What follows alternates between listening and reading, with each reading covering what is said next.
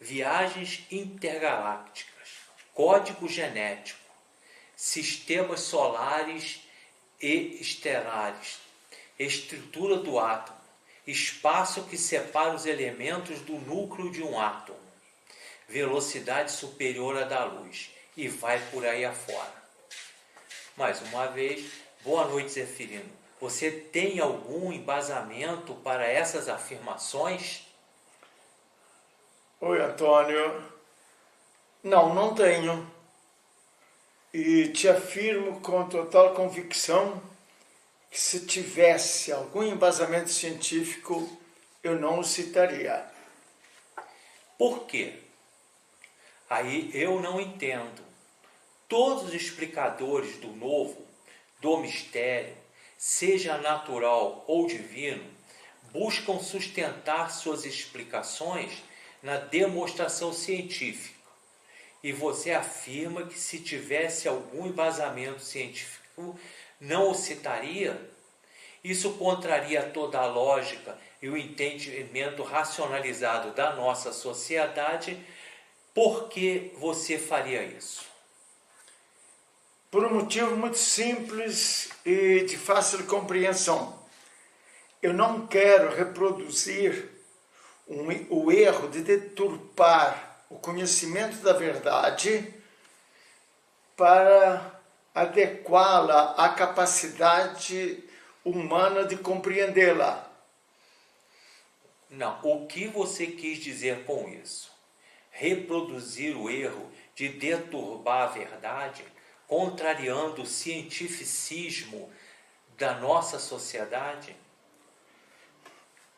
Eu quis dizer que os explicadores do divino, tanto os milenários como os atuais, em busca do aplauso, teimam em oferecer um entendimento racionalizado do divino, associando-o a fenômenos da natureza cuja causa desconhecem. Com isso, produzem o encanto de uns com belas paisagens e lindos jardins, e o medo apavorante de outros, ao associar o divino a vulcões, relâmpagos, trovões, terremotos, enchentes de rios, pragas de gafanhotos, etc. e tal. Começa a fazer sentido a sua ideia, mas ainda não justifica a sua recusa em citar embasamentos científicos para suas afirmações e que tem algum... Tem? Não tenho qualquer embasamento científico para as afirmações que faço. Então, qual é a fonte do saber? Em que sustenta seus relatos e narrativas? Se não tem uma fonte metódica, racional para tal explicação. Eu disse que não tenho uma fonte que se submete aos parâmetros do método racionalista. Mas eu não disse que não tenho uma fonte. Eu tenho uma fonte do conhecimento e ela se localiza na constatação direta. Vou repetir. Os fatos narrados são fruto de uma constatação direta desses fatos. Mas direta, aí é que não faz sentido mesmo. Pode explicar melhor? Eu posso explicar, digamos, da maneira mais autêntica possível. Pode não ser a maneira de mais fácil compreensão, ou seja, de não ser dentro dos padrões convencionais da racionalidade humana. Afinal de contas, Antônio, eu quero que você se lembre que quem faz a narrativa dos fatos é o Gabriel, ou seja, o espírito que está vinculado ao meu corpo. Mas se o seu espírito está vinculado ao seu corpo, só poderá constatar os fatos que relata. Se o seu corpo se desloca até o ponto em que fatos acontecem, foi isso que aconteceu, ou não? Não, nada disso. Vou tentar explicar da maneira mais simples possível. O meu espírito, denominado Gabriel, se desvinculou do meu corpo, assumindo a condição cósmica. Qualquer espírito em condições cósmicas pode viajar na velocidade do pensamento e... Na velocidade do pensamento. Quer dizer que basta pensar em algum ponto no universo que o espírito chega lá. Na mesma hora, podemos dizer no mesmo segundo? Não, não é bem assim. Na condição cósmica, logo que a mente pensante conclui sua indagação, o espírito já desvinculado do corpo se funde na substância simples, ou seja, na fonte de vida, ou alma, se você preferir um destes nomes, e readquire sua individualidade no ponto exato em que pode constatar a realidade e descrevê-la com a riqueza de detalhes suficientes para a mente pensante transmiti-la à memória.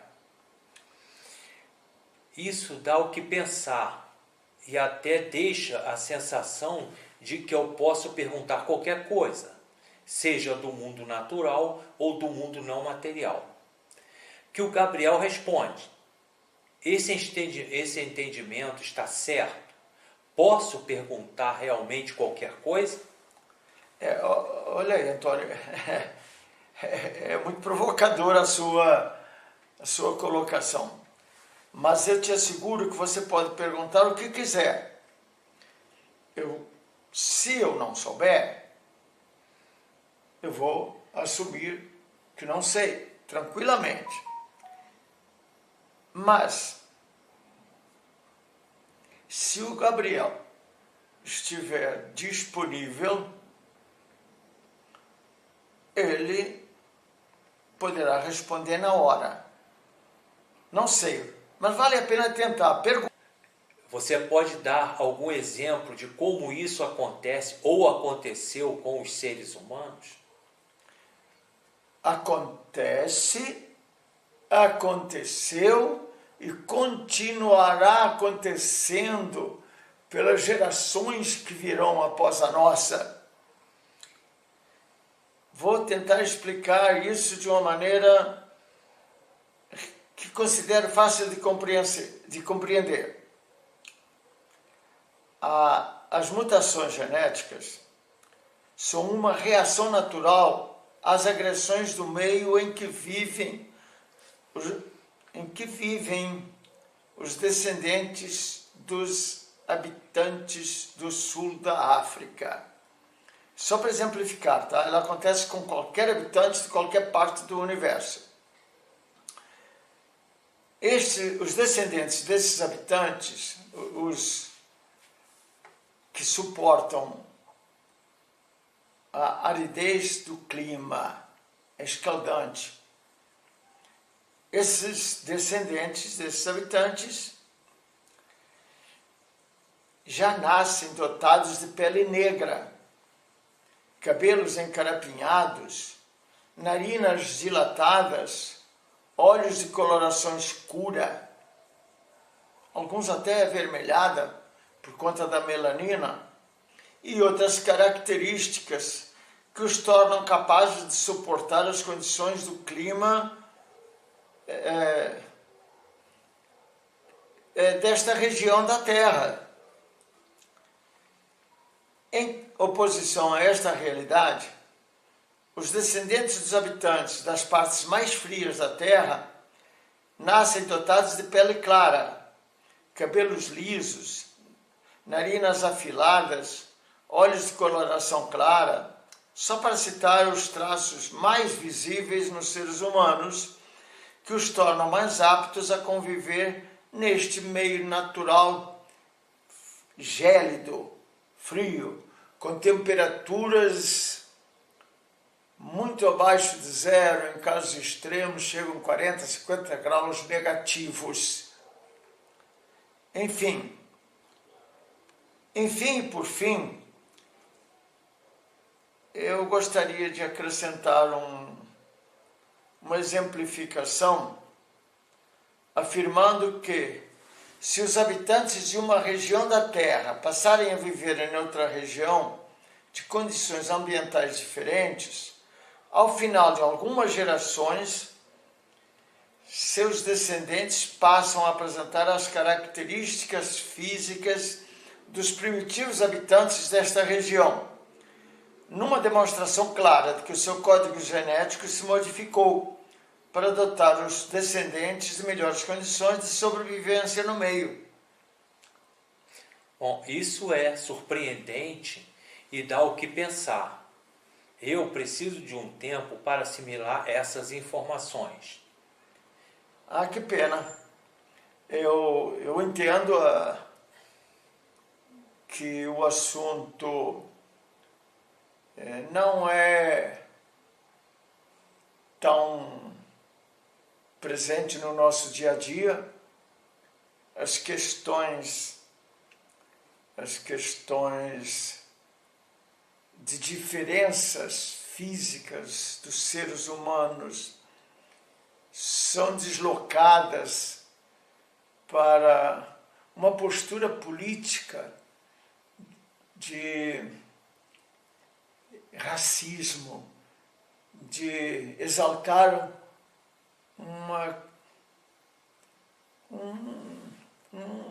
espécie de ser humano e depreciar outra,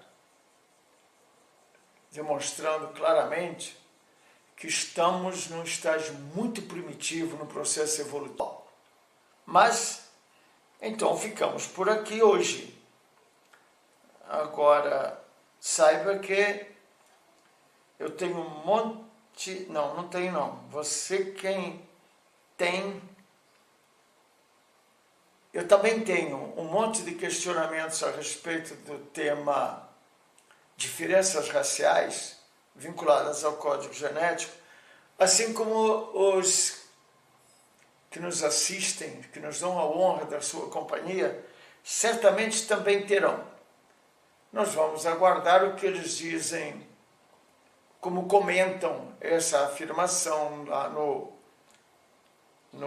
canal Com Crescer do YouTube, e me coloco à disposição, tanto sua como de qualquer um que nos prestigie com o seu entendimento. Ficamos muito gratos se expuserem um entendimento completamente divergente do nosso, que questionem, contestem, esclareçam e peçam esclarecimentos. É assim que se constrói o melhor entendimento de uma realidade que, na verdade, não é visível, o espelho não mostra. É uma realidade que está antes da existência da parte física do homem e é garantidora da sobrevivência dessa parte física. A você que nos assiste, muito obrigado pela sua companhia.